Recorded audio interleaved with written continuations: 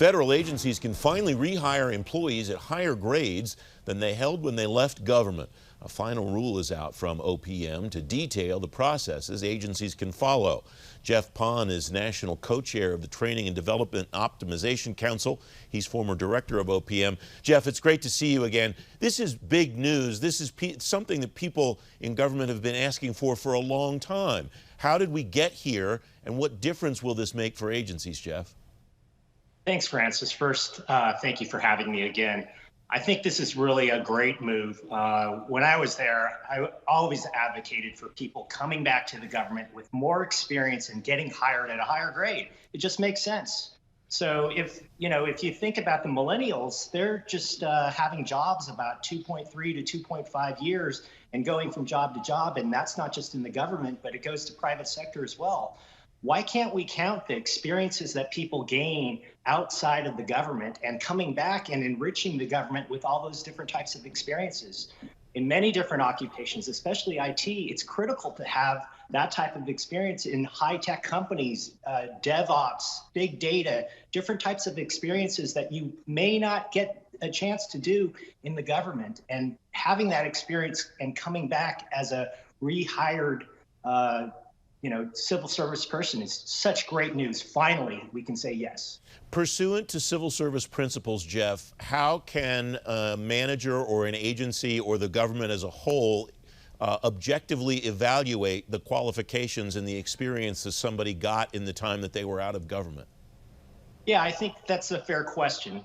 We still have the GS system, and the GS system ranks and rates different people's knowledge, skills, and abilities and experiences. That's what the Career Mosaic was all about when we created the GS system. So there's a way of ranking and rating those things, but not having a way to count experience from the time that you've left government is quite unfair to people that are getting different types of experiences throughout their whole entire career.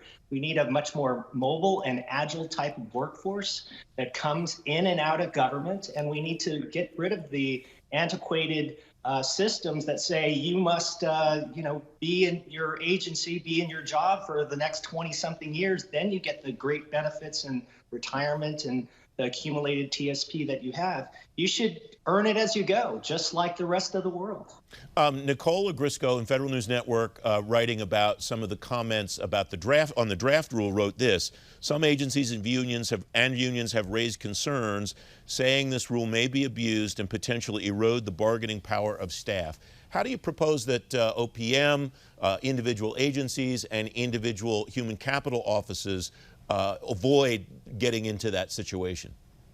I think that argument is tough to argue, because if you take a look at what we're trying to do, we're trying to make sure that it's fair for everybody, including the people that are in government right now and outside of government that are coming back in as re-employed people in the government.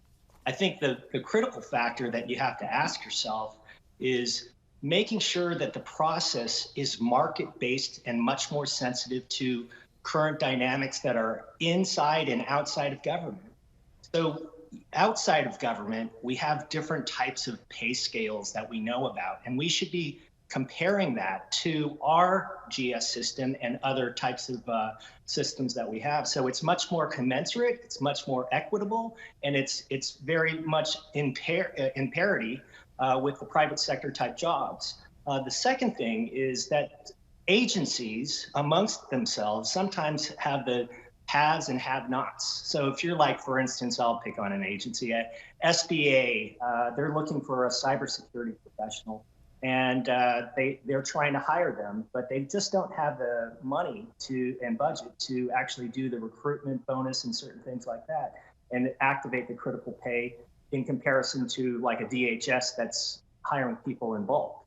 So there's some disparity between agencies, and I think we need to think about having cadres of IT professionals that work across different agencies for emergency reasons, for reactive reasons, and then the people that actually do the maintenance and operations type things. So it's kind of like the Army. When you go to have a supply sergeant, you're assigned to that supply sergeant. You don't get to pick. So maybe that's where the government needs to be. We need to hire IT people in bulk in certain aspects and train them up as a class and then deploy them across the government where the greatest needs are to make it much more equitable. When you talk about that cyber hiring, Jeff, you get me into the discussion that you know I love to have, which is how do we do some mass revamping of the hiring and retention system across government? We have to do that sometime, you and I, Jeff. Yeah. What would you watch as this rule starts to roll out, as organizations start to implement it across government? So critical hiring type of criteria, it's not just about pay, right? It's about the whole entire package. It's making sure we can onboard people very quickly, recruit them, get them into places that they want to work. It's a two-way street. It's not just about the agency's needs. It's about the needs of the people that are coming into the government. Where do they want to work? How do they want to work? Who do they want to work for?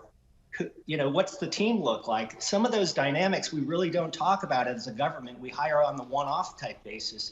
But if you think about the people that are coming in, they're looking for the experiences together as a team with other people that are common and like professionals in the same caliber as themselves.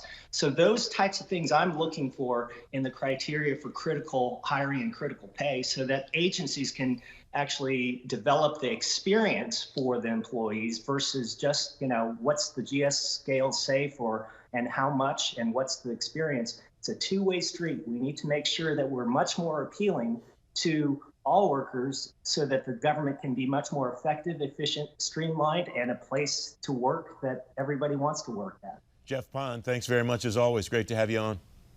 Absolutely. Thank you, Francis.